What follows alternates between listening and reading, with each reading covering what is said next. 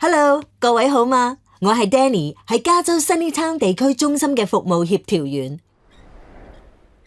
今日我想同大家講下 HCBS 最終規則嘅第9項要求：接待訪客權。呢個要求訂明，住戶係可以隨時接待任何訪客，係隨時都可以。我哋去 Sunny Oaks 睇下一次跳掣事件。一間立立亂嘅房，同埋 Barry White 點樣為 Lorenzo 製造難忘嘅一晚。Hey Nova， 乜你唔係話1個鐘之前走嘅咩？冇啊，仲有大把手尾要跟啊！你係咪冇交電費啊？一啲都唔好笑啊 ，Lucas。嚟啦，我哋去睇下大家有冇事啦。你哋咁多個喺度搞咩啊？有冇受傷啊？冇啊，但係Naomi嚟到之後，可能要幫我叫白車啦。都係我唔好啊！我哋想幫 Lorenzo 準備一次完美嘅約會，結果全部出錯。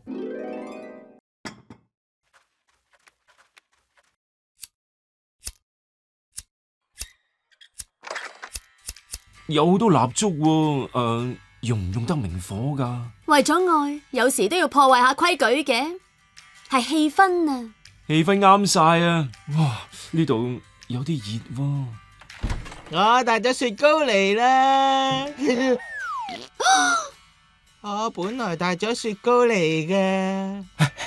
二人即食麵到，我唔知你想食咩味啊，所以全部整晒。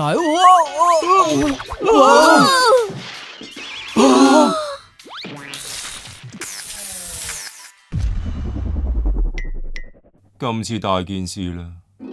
OK， 係咁，Naomi幾點到啊？我叫佢夜啲先嚟啊，會唔會太夜呢？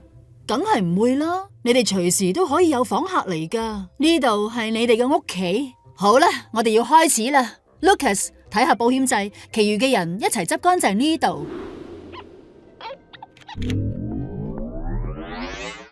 唔好用明火啦，但係可以用呢啲蠟燭。呢款係用電嘅蠟燭。嚟啦，我可以借限量版 Letterman 播碟機俾你，不過只係得一隻碟咋，係 Barry White。咩啫？我好有深度噶。嚟到周年紀念，係時候慶祝。好完美啊！唔該晒。我諗你搞掂啦。弊啦，我漏咗晚餐啊！晚餐我搞掂啦。Naomi 你嚟咗啊？你到咗幾耐啊？耐到見到你搏晒命咁想安排完美嘅一晚咯。你好好彩啊！我喺 Susie Joe 買咗外賣嚟啊。我愛你啊！我知啊。OK， 我哋出去啦，俾啲私隱佢哋啊。冇錯係啊 ，HCBS 最終規則第7項有私隱權。哇！我嘅愛人，坐低先啦。咁我唔客氣啦。憑住敏捷嘅思維同埋外賣壽司 ，Lorenzo 成功安排咗場夢幻約會。你支援嘅人係有權隨時招呼訪客，因為嗰度係佢哋屋企。記住啊，重大又有效嘅改變可以由簡單嘅對話開始。你作為服務供應方，要以人為本，即係聆聽你支援嘅人嘅聲音，再根據得到嘅資訊行動啊。